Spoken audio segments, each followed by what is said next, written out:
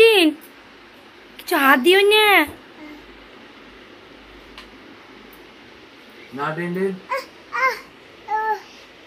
মামা একটা কাজ করছে, হাত দিও।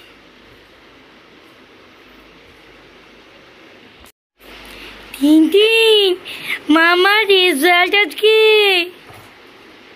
হ্যাঁ আজ হচ্ছে মাধ্যমিকের রেজাল্ট, তাই যে অ্যাডমিট কার্ডের আর রেজিস্ট্রেশনের নাম্বার দিয়ে বাড়িতে তো কম্পিউটার আছে ভাই, ওতেই আর কি রেজাল্টটা বার করার চেষ্টা করছে।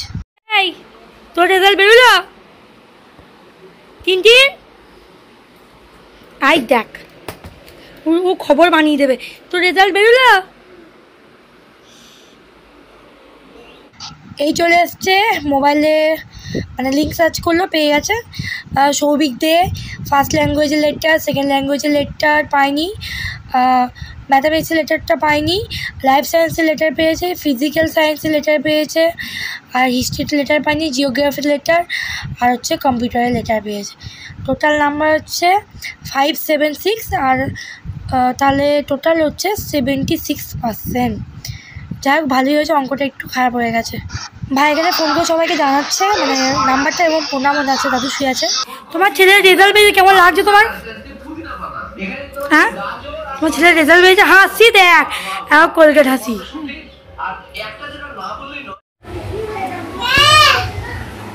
খেলা করতো এই দাদা থেকে বুনো বুনো কে বলতে বুনো বুনো এই কে বলতে বুনো। Good morning everyone, welcome back to my channel. গলার অবস্থা প্রচণ্ড পরিমাণে খারাপ, আর যে ভিডিও করব সেই পরিমাণে মানে গলার আওয়াজ বেরোচ্ছিল না, তাই ভিডিও করা হয়নি। এখন ঘড়ি কাটা 10:30টার দিকে, 10:30টার দিক নয়, প্রায় 11:45টার মতো বাজে।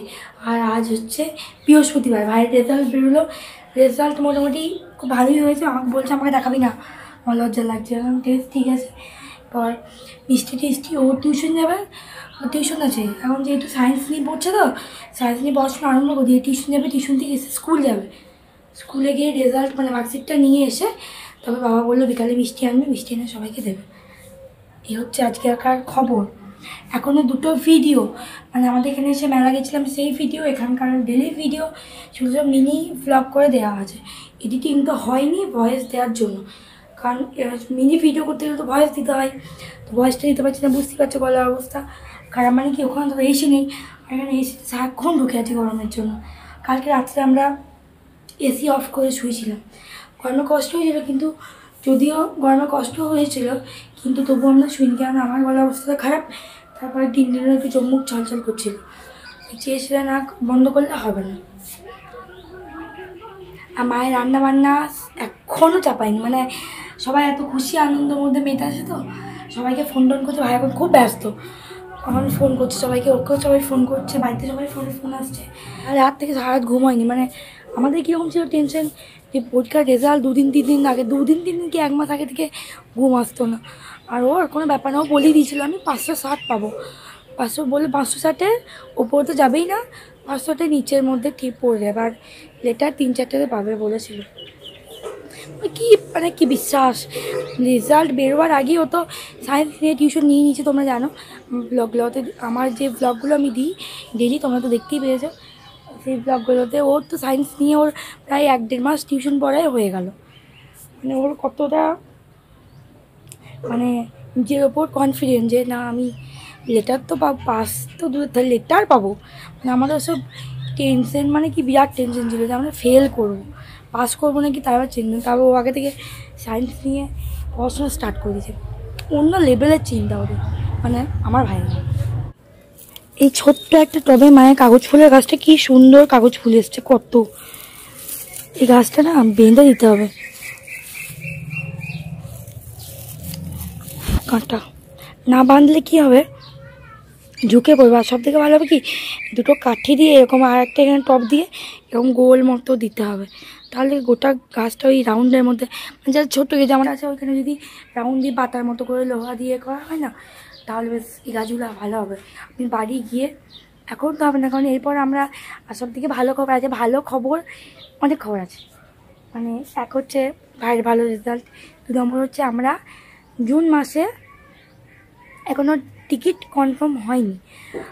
জুন মাসে আমরা বেড়াতে যাচ্ছি এটা কনফার্ম, কিন্তু টিকিট কনফার্ম হয়নি। কোথায় বেড়াতে যাচ্ছি না বেড়াতে যাচ্ছি পরে জানাবো। আর 3 নম্বর হচ্ছে ঝিলির বিয়ে জুন মাসের ডট তারিখে, ওটা এখন বলবো না, থাক। তো এখন খুঁজে পাচ্ছি না আমি জামা কাপড় কেনার, মানে বাইরে বেড়াতে যাবো সেই জামা কাপড় কিনবো, নাকি ওর বিয়ের জন্য শাড়ি জামা কাপড় কিনবো, মেকআপ কিনবো। মানে অন্য লেভেলের আমাদের চাপ,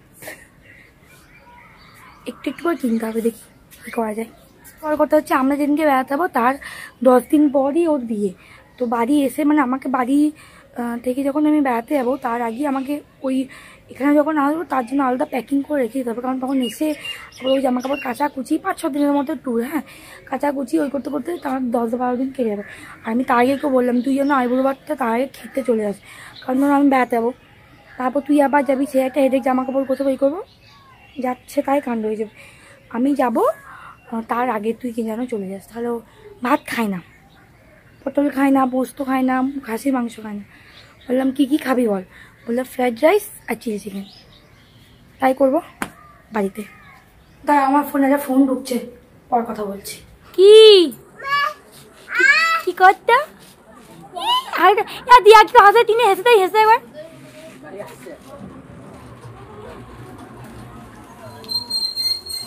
এই টাকা দিলি এইটুকু সাইকেল, তারপর এত বড় মানুষ। তারপর আমরা বাইরে বসছিলাম, বাবা এই মাত্র মিষ্টি এনে দিয়ে গেল। গুড ইভিনিং, সন্ধ্যা হয়ে গেছে, আমরা বাইরে বসছিলাম। তোমরা 3 ভিডিও তো দেখলি, ও ছোটো একটা সাইকেল পেয়েছে, ওদের কাঁধে কাঁধে চেপে ঘুরে বেড়াচ্ছে। আর বাবা এই মাত্র মিষ্টি আনলো, মিষ্টি বলতে ল্যাংচা আর রসগোল্লা, এই ঝিলমিলিদের বাড়িতে একটু দিয়ে আসবো। এখন আমাদের এখানে গ্রামের দোকান আছে, তো এখানেই মিষ্টি আপাতত আনলো, এখন তো গুছ করে যাওয়া সম্ভব নয়। তারপর তো দেখি এখন মাকে দিয়ে আসবো, মা এখন সন্ধ্যে দেখাচ্ছে। এই হচ্ছে রসগোল্লা, আর এই হচ্ছে ল্যাংচা। দেবো না, সরি ভুল বললাম, ল্যাংচা না, এরকম ছোট ছোট পান্তুয়া, পান্তুয়াই তো বলে। হ্যাঁ